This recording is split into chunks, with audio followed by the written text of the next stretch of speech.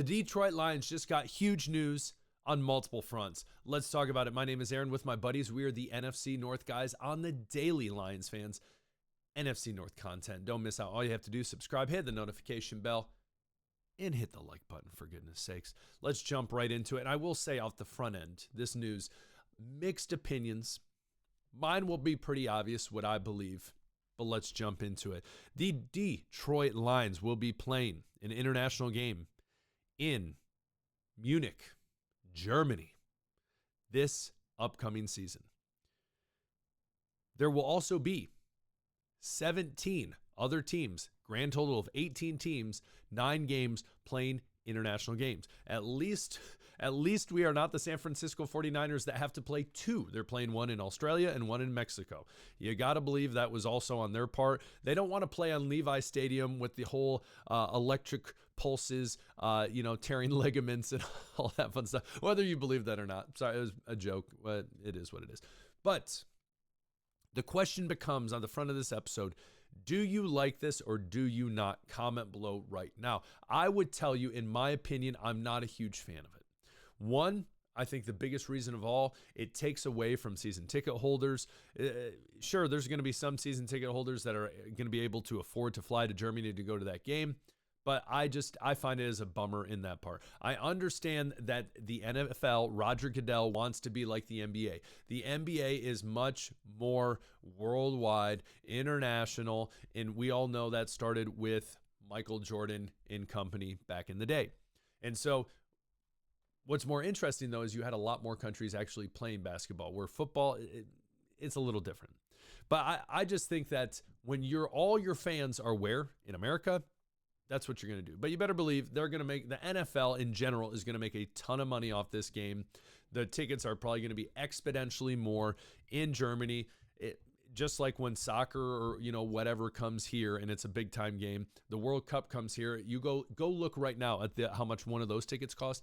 It is insane. Now, granted, that only happens every 4 years, but that's beside the point. The Lions playing internationally, also what's kind of frustrating about it is the fact that, hey, the travel, what's going to happen with the bye week, it's suggested that they're offered a bye week after their international game if they so take it. International games, usually they don't schedule after a certain week, which I believe is week 14. And so there's a lot of different things they do. And one upside I would say is, based on their schedule, they get to pick 2 teams that they designate they do not want to play in an international game. So that's a positive as well. And so that's also possible that why a lot of international games have almost been like Thursday night games. and I don't know if we're helping out the NFL's cause by sending Jets Dolphins to Dublin. I don't know if, I think people might leave that game. I'm not going to do my Irish accent, but they're probably like, I don't know if football's right for me. This seemed boring. And Lord knows you don't want a kid going there and becoming a Jets fan, because they're destined for just disappointment the rest of their life. But I hope the best for Aaron Glenn. I do. But regardless, this is big news. I'm not the biggest fan of it. That's just me. What are your thoughts? Comment below. And maybe I'm just looking at it from the wrong lens. Maybe I'm just being I'm being selfish. Maybe I am. But what are your thoughts? Comment below. Would like to hear from you.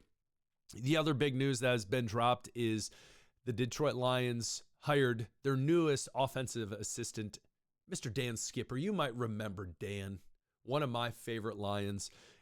Really embodies grit, toughness. If you watched Hard Knocks and you didn't fall in love with Dan Skipper, especially when he was told he was cut from the team, I don't know if you have a heart. I don't know if you have a soul, for goodness sakes. Dan Skipper is the guy. And I got to read this quote because I love it, and I think it says a lot about him and his character and what he expects from this team and this offensive line in particular. He said, "We got to have guys that want to be the best, that want to play hard. Obviously, there's a level of skill involved." Well, duh. But he knows this offensive line can be better. You have a future Hall of Famer in Penei Sewell, and you have other pieces that can work. But when it comes down to it, this line is not what it was back in the 2024-2025 season. And it needs to be better. And we know, and we've talked about on this show, what the Lions need to do to improve. Obviously, you look at their stats when it comes to their push, their run blocking, their pass pro, whatever it might be. It was pretty rough. It was pretty rough, specifically on that interior. And so bringing in a guy like Dan Skipper, that one can connect with these guys, but two has that experience literally from less than a year ago, is going to be a huge value to this team. And I can't tell you right now exactly how the Lions are going to move forward with changing up this line and what the overhaul is going to look like. We've talked about potentially Decker being dropped, opening up cap space, going to look for someone else on that side of the ball. That interior, what that might look like on the draft side, what might happen. But I will tell you, regardless of what they do, they brought in a guy that is going to help and do everything he can for this organization, for this offensive line. And so I think this is a absolute home run hire by the Detroit Lions. It was a no-brainer. So tell me your thoughts. I would love to hear from you. Comment below.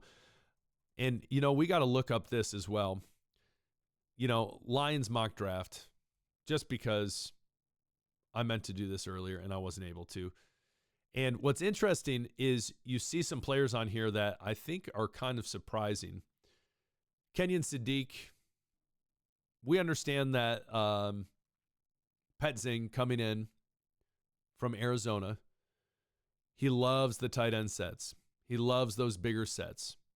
And so pairing him with Laporta could be a home run. Now, Sadiq, as we look at these new tight ends that are more of these versatile tight ends that you could almost argue are more of wide receiver, I would tell you Sam Laporta can do it all, but he has the look and the blocking ability of a traditional tight end.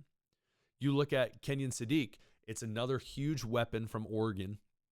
And if you watched him play, he can also do it all. What it makes this offense even crazier. So we've seen before with the Lions that if there's something, if they look at their big board and they see something they want that is a huge value added, they go for it. They go for it. And so when they made the pick for Gibbs, I think everyone was like, what? When they picked Campbell, everyone was like, what? And look at how those guys have turned out. You have to believe Brad Holmes in this organization. But picking up a guy like Kenyon Sadiq not only would help with a weapon, would help blocking as well, but it also depends on what the Patriots, what the Lions do. My fault, Patriots. Talking about Super Bowl, Patriots, Seahawks. What the Lions do in free agency and how they address that interior offensive line. So we will see moving forward, but I think Sadiq is an incredibly interesting get. Would be. What are your thoughts? Comment below. You also see other down here as we go down. A lot of pass catchers, a lot of weapons. So we'll see moving forward. But you never know. So comment below. Would love to hear from you guys. What are your thoughts? International game, Dan Skipper, Kenyon Sadiq. We'll talk later. Peace.